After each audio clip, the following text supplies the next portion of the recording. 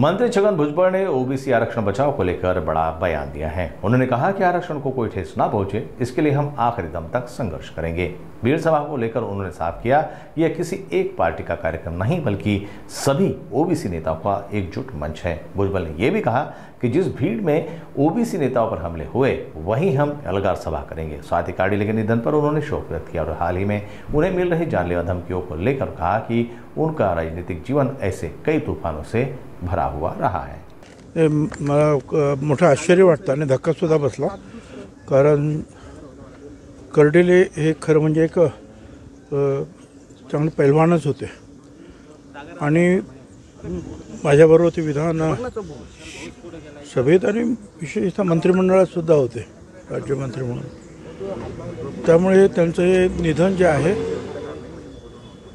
हे अतिशय अपेक्षित अनपेक्षित आहे आणि कोणी विश्वास सुद्धा ठेवणार नाही। आता नेत्याच्या मनात काय असतं आपल्याला काय सांगता येत नाही। मी त्यांना माझ्यातर्फे पक्षातर्फे आदरांजली अर्पण करतो आणि परमेश्वर त्यांच्या आत्म्यास शांती देव अशी प्रार्थना करतो। आज ओबीसी मेळावा घेताय आपण बीडमध्ये, आज पुन्हा एकदा एल्गार आपल्याला बघायला मिळेल या मेळाव्याच्या निमित्ताने। हो, आता ज्या काही घटना ज्या आहे मागच्या सप्टेंबर सुरुवातीपासून झालेल्या आहेत आणि त्यामुळे संपूर्ण ओबीसीची भावना झालेली आहे राज्यामध्ये की ओबीसीचं आरक्षण संपुष्टात येत आहे आणि त्यामुळे जवळपास 14-15 जणांनी चिठ्ठ्या लिहून काही लोकांनी त्यांच्या मोबाईलवर मेसेज पाठवून आत्महत्या केलेल्या आहेत। खरं म्हणजे मी सगळ्यांना विनंती करतो की आत्महत्या करू नका। आपण कोर्टातही लढतो आहोत, आपण रस्त्यावर सुद्धा आपली ताकद दाखवू आणि निश्चितपणे जे आहे आपल्या या आरक्षणाला धक्का लागणार नाही याच्यासाठी शेवटपर्यंत आम्ही प्रयत्नाची पराकाष्ठा करणार आहोत आणि त्याचाच एक भाग म्हणून आज बीडमध्ये ज्या बीडमध्ये या जरांगेच्या लोकांनी हैदोस घातला, आमदारांची घरं पेटवली, हॉटेल्स पेटवली, त्याच बीडमध्ये आम्ही पुन्हा एकदा ओबीसी एल्गार महात्मा फुले समता परिषदेतर्फे करतो आहोत। माझी खात्री आहे तिथे लक्षावधी लोक आज आमचे कार्यकर्ते एकवटणार आहेत।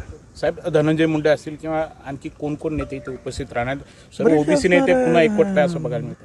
धनंजय मुंडे निश्चितपणे राहणार आहेत, गोपीचंद पडळकर राहणार आहेत, प्रकाश शेंडगे राहणार आहेत, लक्ष्मणराव गायकवाड राहणार आहे, शब्बीर अन्सारी राहणार आहेत, लक्ष्मण हाके राहणार आहे, ससाने राहणार आहेत, नंतर शिवा संघटनेचे धोंडे राहणार आहेत, आणखीन अशा अनेक वेगवेगळ्या संघटना आहेत। कुणबी सेनेचे प्रमुख येणार आहेत, आगरी सेनेचे प्रमुख येणार आहेत आणि संपूर्ण सगळ्या वेगवेगळ्या समाजाचे जे आहेत 374 जाती आहेत, अशा अनेक समाजाचे जे आहेत प्रतिनिधी आहेत, नेते आहेत, आज आपल्याला एकत्रित पाहायला मिळतील। आजच्या या सभेला मराठा बांधवांनी विरोध केलेला आहे, अनेकांना नोटीस देखील बजावण्यात आलेली आहेत। आज ते आंदोलन देखील बीडमध्ये करणार, जरांगेंचे समर्थक आहेत सर्व। भुजबळांना बीडमध्ये पाय ठेवू देणार नाही, ठरवलं तर महाराष्ट्रात कुठेही पाय ठेवू देणार नाही, अशा पद्धतीची भाषा वापरली जाते।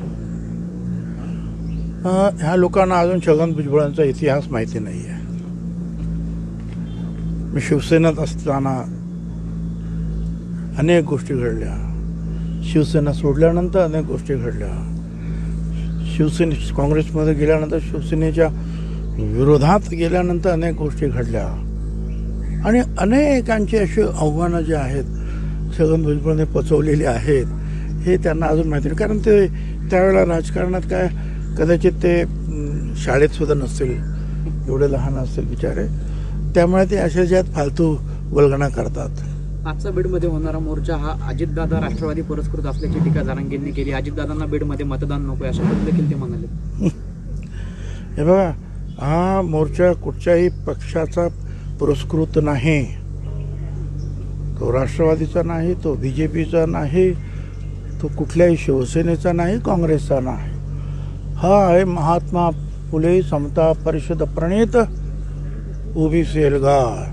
पण त्याच्यामध्ये वेगवेगळ्या पक्षाचे कार्यकर्ते जे आहेत, कदाचित नेते येऊ शकणार नाहीत काही नेते, पण कार्यकर्ते जे आहेत ते सगळे मात्र एकवटणार आहेत.